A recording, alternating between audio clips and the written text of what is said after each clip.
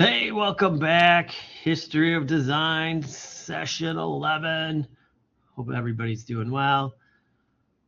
Let's jump in. Or session 10. What the heck am I talking about? Ugh. I think my head's a spring break week away. That starts on Friday, spring break. Woo. Sorry about that. Session 10. Not to screw anybody up. Of course, as we start every session, we make sure we do our little quiz to make sure what is a layer mask in Photoshop? What? It's a way to hide or reveal parts of a layer. Ding. Got that one done. Easy enough. Make sure you do that. Make sure you get it in by Thursday night at midnight. And of course, I'll mention this twice, that spring break starts on Friday. It runs through next week, Sunday. I don't assign anything. If you check your due dates will be past that point. So it's like things aren't due next week, Tuesday. They're due the week after Tuesday. So I let you have your break. Just don't fall behind. Everybody falls behind. Oh, I'm gonna do extra work during that week, and nobody ever does. All right, let's jump in. The New York School. Things are changing in the world. Things are getting crazy in a good way. So again, as I preface this every single time, these are just some points from the book. The book chapter is available for you in the assignment. Pick what you want out of it. You know, it's we all have different interests, so I don't want to be pushing you in any sort of way. So always look through it, and if you find something more interesting, you should find something more interesting. Don't rely on me. All right. So we're changing designer point of view. We had Swiss Design come on over to America. It was all great. And then we started to evolve, you know, we started to change. I don't want to say the New York School is like the new world, but like we brought all that stuff over, the international type and all that stuff. And we're like, okay, great. This is a new way to think about it. We were doing our advertising in a different way. And then we were like, you know what? We want to go back, and we kind of want to do the best of both worlds.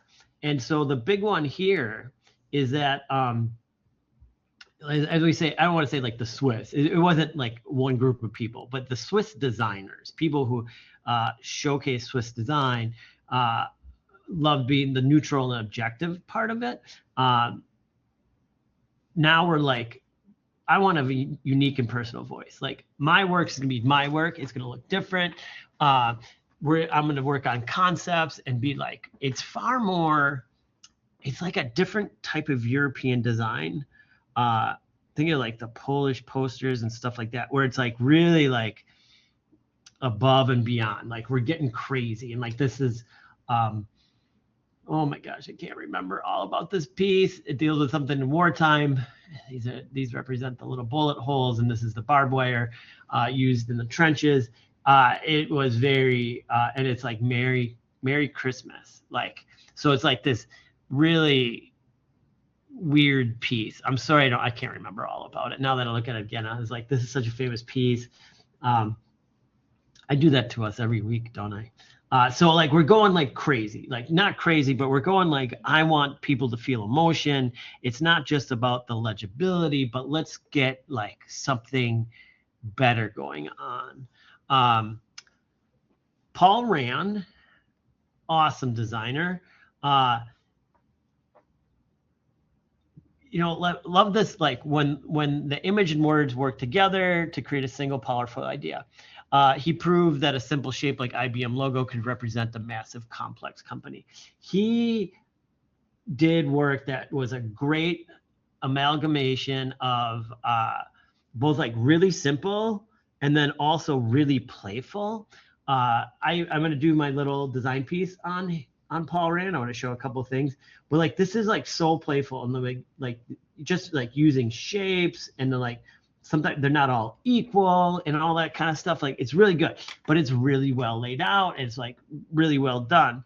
And then he does something like the IBM logo, which is just like, you know, like he did it. The original one is like the striped one, where it'd be I'm not going to do the whole, and then that would be M. So it was all the lines, and then eventually it changed and changed again. But a lot of his logo designs are like really structural.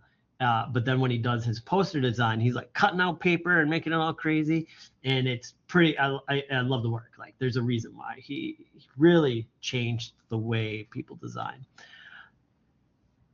Bill Bernbach and the creative team. So there was a show on TV. It was fairly popular.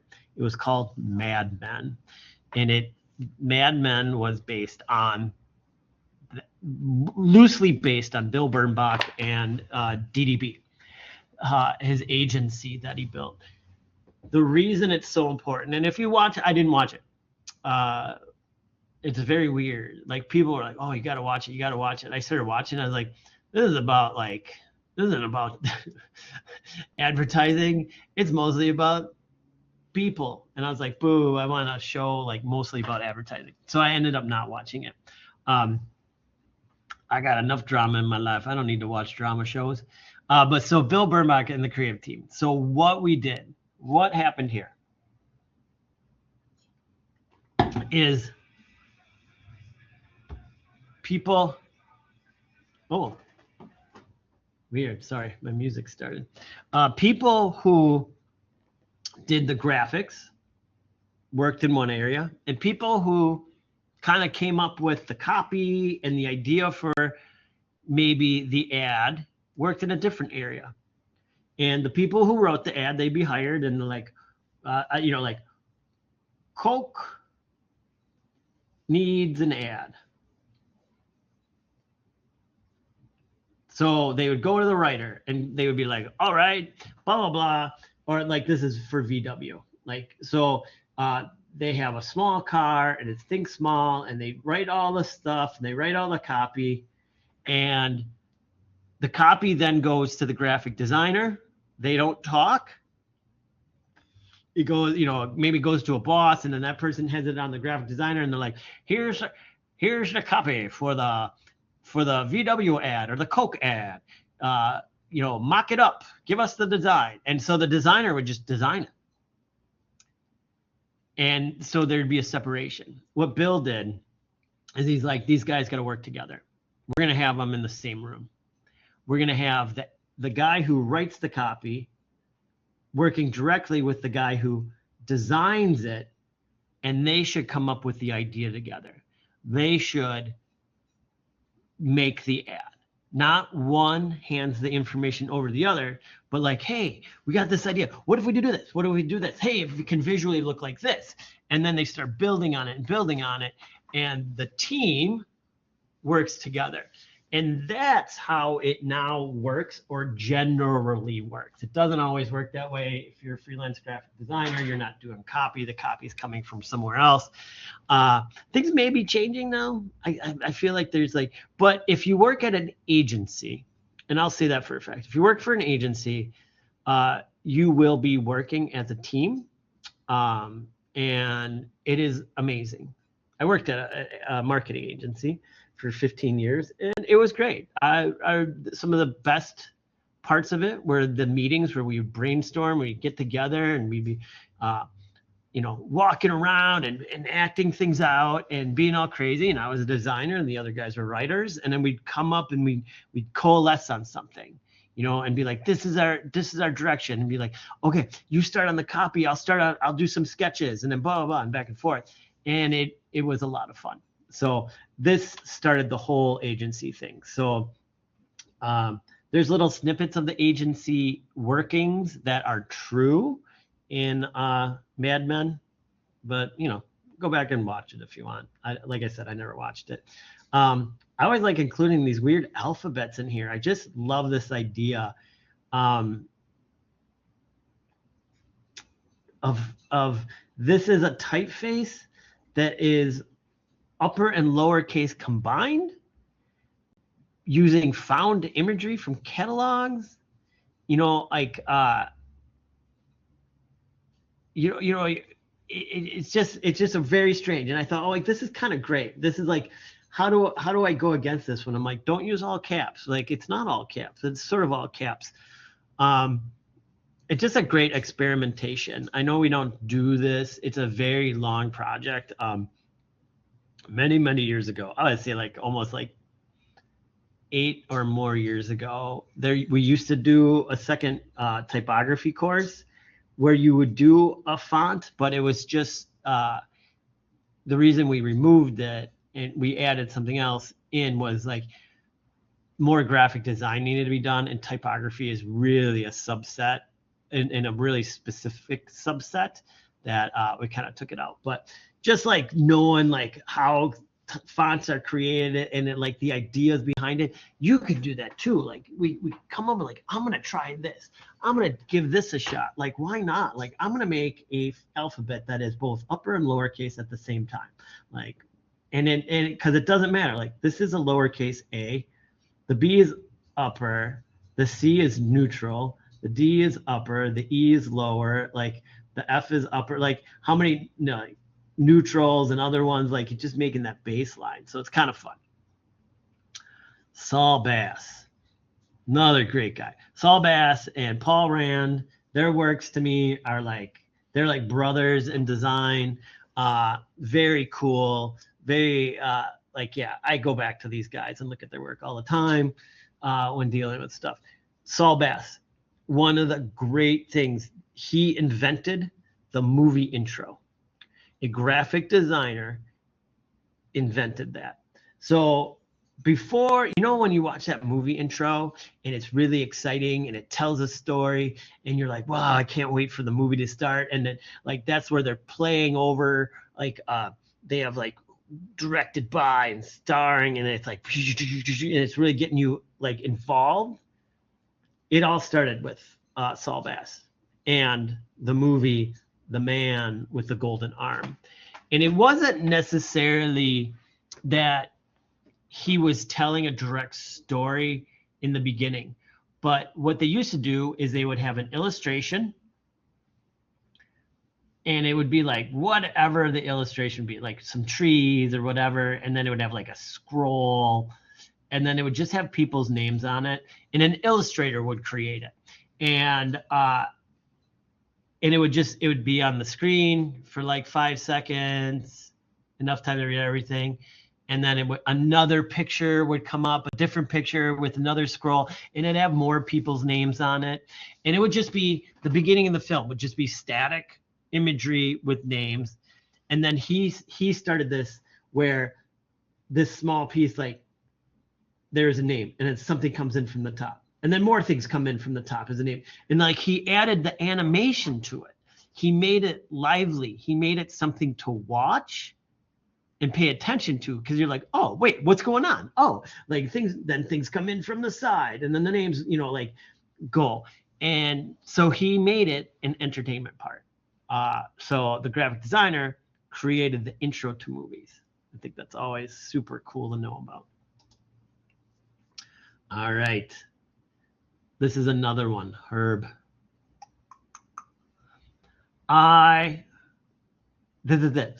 Began treating letters like illustrations. That is so great. This is like his work, the one with the beard, but it looks like a beard. Like every couple years, I'm like, I want to do this. And then you realize like, oh my God, like it is a lot of work. Yeah, it's just a lot of work. I've played around with stuff like this. I made like a little Christmas card once, and it's just a happy holidays in an ornament shape, but like you redraw it. And those are like, and this is being done too, pre-computers, pre-anything to like really clean it up. So like you are doing like fine line work by hand. It's a little easier maybe with the new digital tools. I think the digital tools help us clean up. The digital tools help us make the vector easier. And then once it's in vector, you have more chances to like really work on it. But think back in the day, like you get one shot with your pen, and then you're doing whiteout, and then you're doing your pen again, and you're doing a photostat of it where they just took a picture of it and it had to be perfect. You usually did them way bigger than you needed to be to allow that when it shrunk, it got actually better. I don't know if everybody knows it, like kind of knows about that. A lot of times in the old days, or if you think about cartoonists now, work bigger, usually twice the size as the final piece, knowing that when it is reduced, it'll look better. Any flaws at twice the size, when you go to half, they go away. They don't go away, but they don't look as pronounced. So like you would design these things like fairly big, so you had enough room and you had enough leeway to like do all that kind of stuff. Now with digital, again, you would still work bigger, but you can zoom in, zoom out, stuff you couldn't do in the old days. And that's why it's so important to learn these tools. I'm gonna hopefully start setting something up for some extracurricular things to get you students learning these tools and understanding like, oh, there is a benefit to having them. We have them here. I'm gonna have some like free classes or something. It'll be coming up. You'll hear about it in a month or so. Now we move on to editorial design as theater. The first female art director at a major magazine, broke the mold by commissioning fine artists to illustrate for 17 and Mademoiselle. Why not? You know, like, why not do something different? And have the stories speak, you know, instead of just like standardization in a magazine and like, this magazine is about fashion and it's only going to be about fashion. But why don't you make it more entertaining? We want people to be, it's a stage for visual storytelling. And it's a huge difference than what we were doing. I'm guessing that like there's always a back and forth with this. Some people love it, some people hate it. Like, oh, I want my magazine just to be about information. And then other people are like, you should like show the story, tell the story, make it entertaining. It's kind of, you know, magazines are still around. I thought about picking one up the other day. I'm like, I want to see what's going on with magazines. But it's an art form, and I hope it's not a lost art form, and I hope it comes back a little bit. You know, I just think it's a new way to look at things. So, but she really kind of kicked things off and started making things bigger and better and more abstract. I want to say abstract is the idea. George Lois, he is hilarious. He is, I don't make you watch it anymore. There's a documentary called Art and Copy, and it is about advertising. It's on YouTube. It's called Art and Copy. It's amazing. In George Lois, and the big idea is like, he was the advertiser's advertiser. He was brash. He was bold. He was in your face. Like, even when you interview him, even in this interview, like they interview him in Art and Copy, he's throwing F-bombs left and right. He's like, I don't want to say he's an older guy. He looks older. I don't know his age when he's doing, but man, he was like, I'm George, and this is what you do, and it's creative, and I don't care if you don't like it. So, and he did a lot of great stuff. Like, he did fantastic stuff. That's why he's known. He's a big idea man, and he's just like, yeah, if you don't like my idea, F you, and I'm walking out. You don't deserve me. And then they would be like, okay, bring him back in. We'll take his idea. Like, he was like one of those guys where he's like, fine, I don't want you. So, all right, Otto Storch and visual verbal integration. I didn't really talk about it all that much. I used this as my poster setup for my history project that I did with you for the posters. It's just so much fun. It's being fun and lively. we see this too. I feel like we see this as being very simple, and this is going to be my theme today. Is it seems like, oh, there's just a picture of the girl and then it's this type. You know how hard it is to do this? Like when I have us set up our little designs in this class, and I'm like, just 5 images, like get them up, get them nice, space them nicely. Like we should really start pushing on some of this. I think our final project will push a little bit more on this. But it's hard. It's hard to get that to look good. It's hard to have it look right. It takes some practice and it takes some pre-thought. This is where you have to think in advance. I don't think you can come into these designs kind of like not knowing what you want to do. Like, you know, he's looking for that pose. He wants this to be dropping. She wants to be kicking, you know, like so many things coming in to make it what it needs to be. Oh my God, Joel, look at that. How did I miss that? I get a D on this project for having a widow and missing it. All right, and then Henry Wolf and The Simple Idea. This is kind of, it's off of Auto, Henry Wolf. Kind of like, oh, I love it. It's like the surreal cover. So this is also in a time when this is like the heyday. I don't want to say heyday, but like magazines were magazines everywhere. There were magazine stands. You would go and on the street or in the stores, there would be a rack of magazines. Every topic, every whatever, different versions of it, you know, like 5 per topic, you know, and you would go and grab a magazine and you'd read it. Which one would you grab? You had to grab the people's attention. And so the covers had to become more and more interesting. Like you can't just show, if it's boring cover, nobody's going to pick it up. Oh, I just have a fashion model on the cover and she's just standing there. Or you see something like this, where you're like, oh my gosh, okay, wait. That I want to know what this is about. It's intriguing, it's different, you know, and it changes it. And that's what we're looking at. That's why, like, some of this is a cover for Esquire magazine. There's hundreds of magazines to choose from. I'm going to choose the one that catches my eye and leads me in, you know? Andy Warhol, super important designer. The Final Decline and Total Collapse of the American Avant-Garde. And he's got, you know, Andy Warhol falling into his Campbell's soup can. Like he's famous for the Campbell's soup can.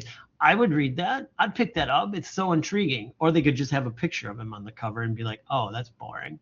So big changes. We're making visual statements. We're trying to get people's attentions in a sea of other things that are happening. So as I always say about this, dig around in that chapter. Don't take my word for it. Look for yourself. Oh, what is that from?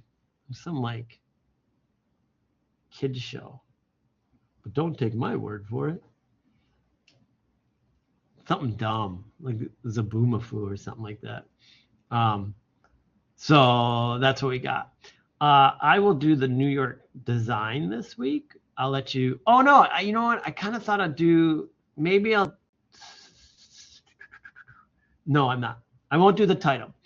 Again, this title is an illustrator.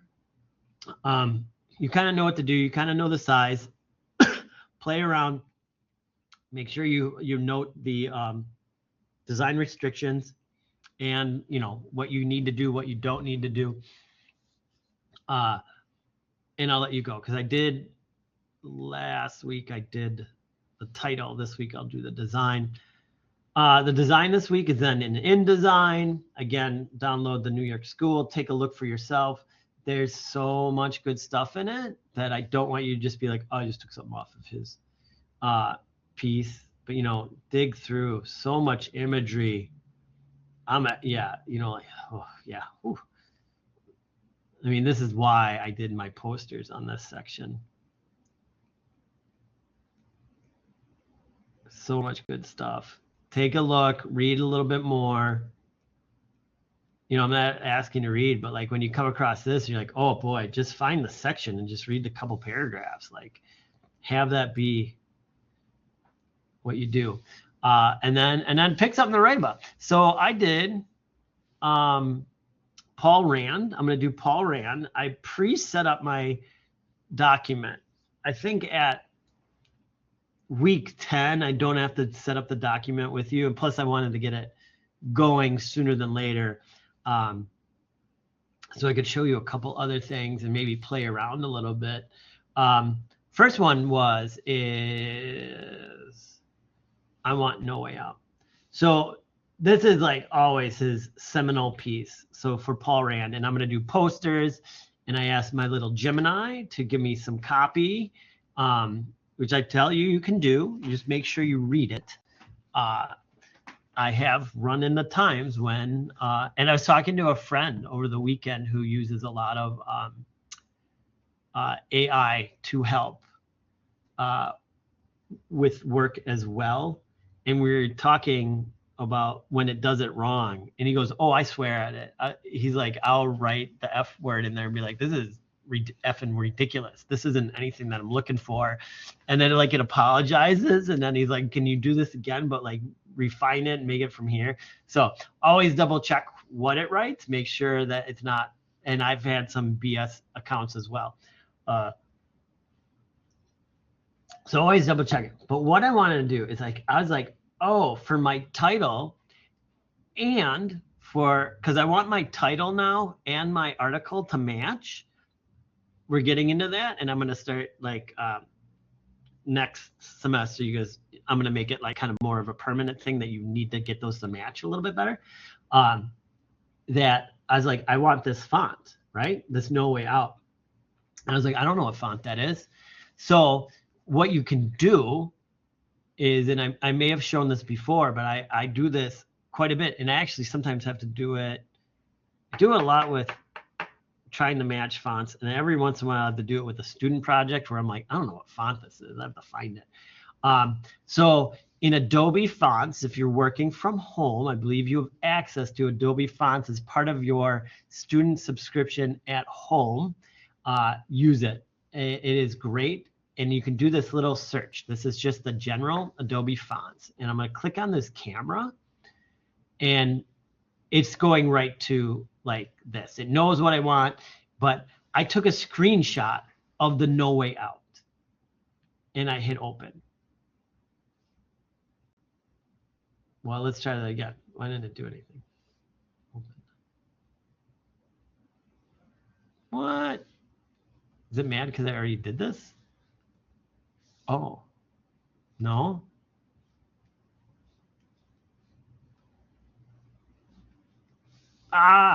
Okay, well,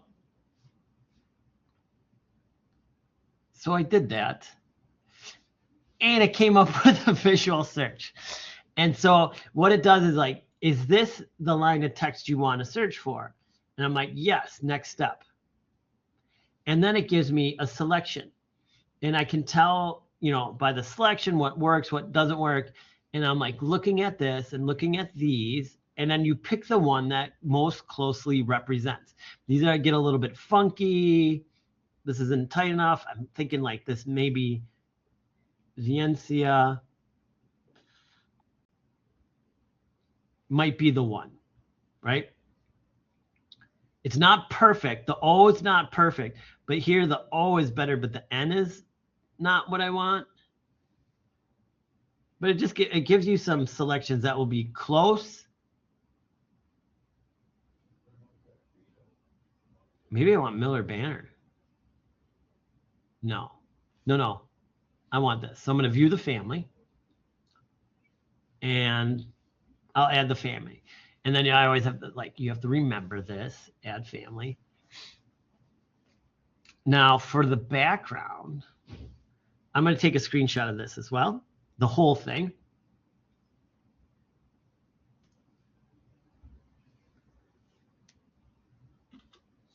Because I want to see what I can do for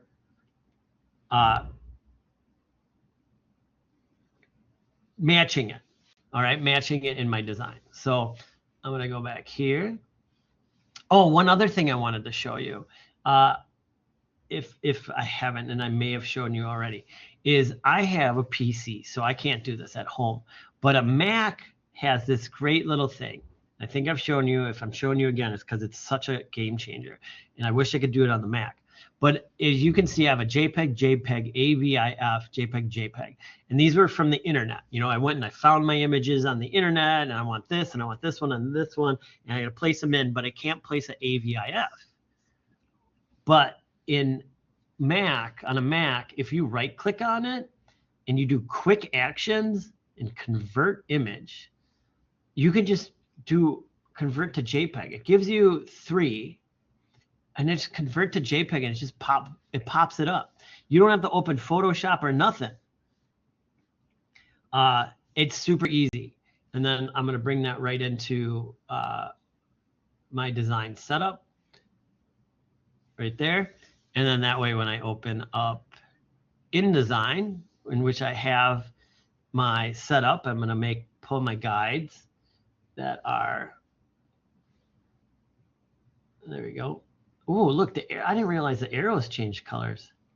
Watch. See the arrow marking the center? That's awesome. All right, this is the setup. And I want to just put in background. And I'm going to pop in that screenshot I took of the whole poster.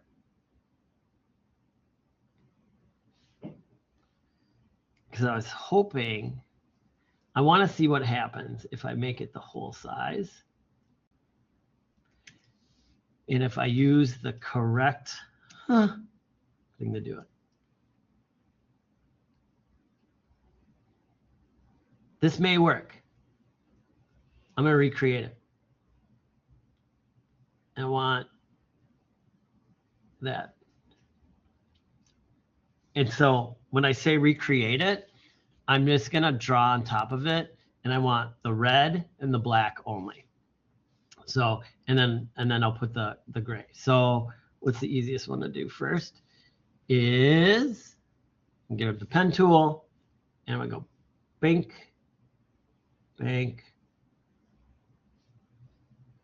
all the way through up to here, here, here, here, here, here, here, here, and here. And I want to fix this one here. So let's fix that real quick.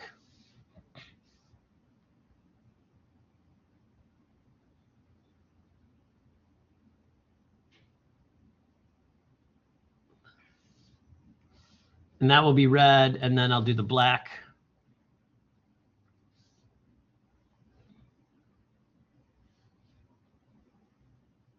Oh, I got to do this neater. I just realized that, so the black one, pick a spot.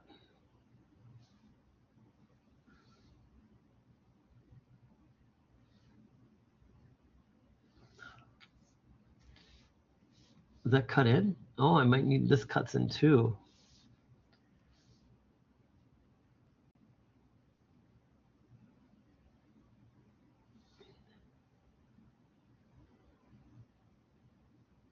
That's fine. Just like that. Oh, that's better. And then this is outside of the box. So, okay. So then for the red, what am I going to do? Let's do a little pop of red. And I'm going to make sure I turn that stroke off. And then for the black, I'm going to take the black.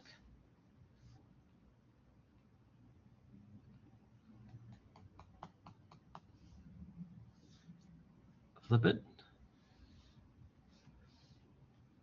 And then you can move this. And I'm going to make one square all the way to the bleed. And that color is going to be the cream. Why is it doing? first. All right. And then object, arrange, send it back. And then I take the poster and delete it. All right, there I got my background. And then I need my title.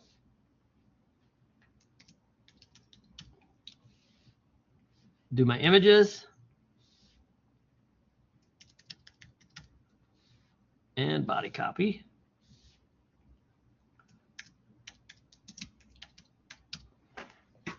All right. And then I'm going to look at this, and I feel like this is like I have these like 3 wonderful sections. Like, what do I want where? How should I do it? I think I want to just maybe flow the text in the black. So I will create a text box, margin to margin. And I'm going to get my text box to fit, but I'm going to go to my Paul Rand copy. And I'm going to hit copy. I'm going to paste. And I'm going to select all. And I'm going to change it to the background color. And then I'm going to select all again. And Vincent. Regular. All right. Let's zoom in. Now, my paragraph automatically does not have hyphenates on, so I make sure that's all good. We can make it bigger, but not too big right away because I want to bring that in. So I'm going to grab my pen tool and I'm going to add a point. I'm going to add 2 points. Oh, you know what it did? Got 1, and then. Oh, let's add that plus.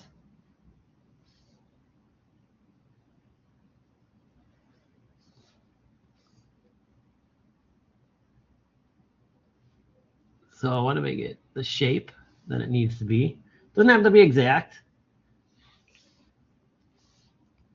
Make sure, what am I checking for, folks? I'm going to take out this space. I'm going to hit Shift Return. And clear is now there. Boom, boom, boom. Nice spacing between the margins. I've got paragraph spaces set in, so my paragraphs are separated out. I have no overset text. I don't have a plus. I'm good to go. The body copy flowed in fairly nicely. The title is The Modernist Paul Rand. So I'm going to do that here.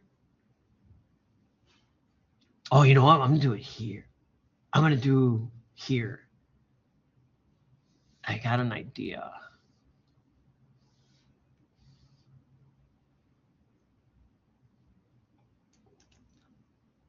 All right. So then this is the Vincent. And I want the extra bold. And I want it to be big.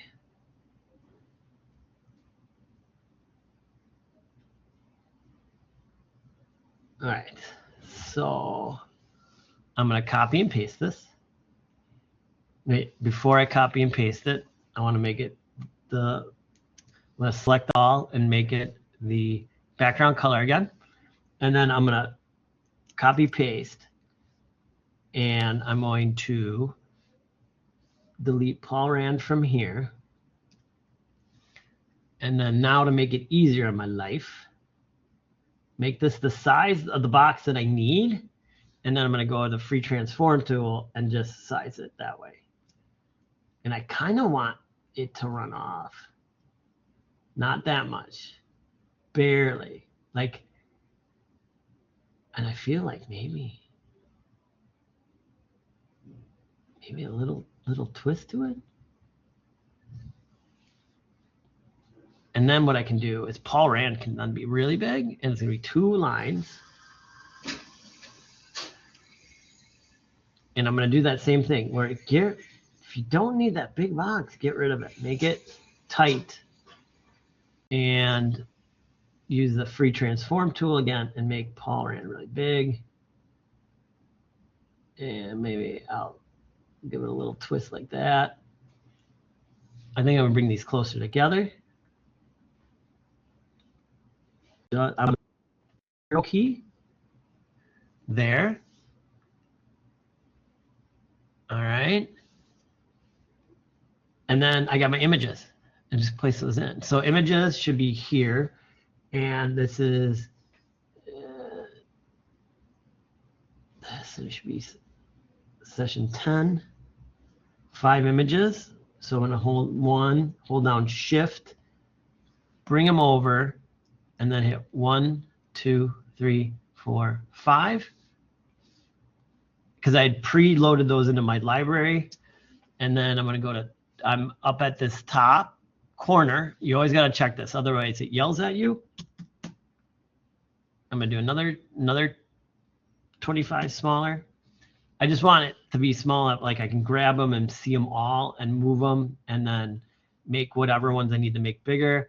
So this is like right off the bat, I'm sort of like, oh, these are, I kind of like the craziness of it, though this one needs to be bigger. And like I'm gonna find like this design. I need to crop this one. See what I mean? Like I don't want any white around it. This is supposed to have a border. No. This is supposed to have a border. No. All right. Then kind of like I'm gonna get that black off that bottom one there. Looks good. And like let's make like a kind of maybe somewhat of an abstract Paul Randish setup. You know, like they're not. That's too equal. Like maybe if I do this and maybe make this one bigger.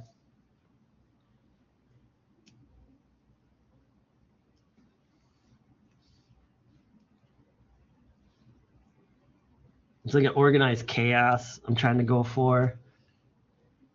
And then I'm gonna grab all of these. So I don't. And then maybe that's like creating a visual arrow. And then let's draw this out.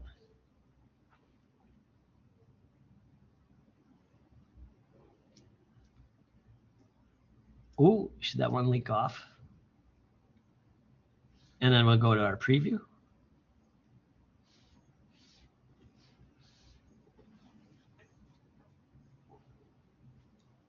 I think maybe I do need to like play with these a little bit. I think these two are maybe too small.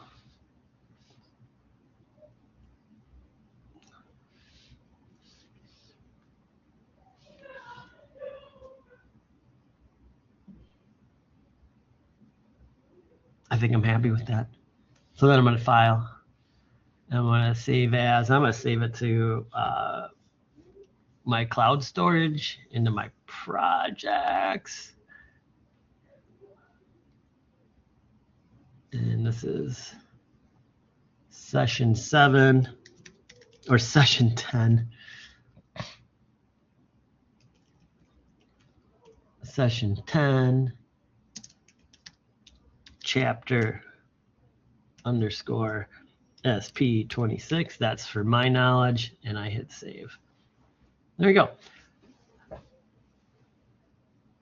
Have some fun with these. If you have any questions, comments, or concerns about anything, please let me know. I don't know. If you don't ask the question, I can't answer it. I'm always around to answer questions. So let me know what you need. Have some fun. Do great design. And if I don't talk to you on the discussion boards, I'll talk to you on Thursday. All right. Take care. Bye-bye.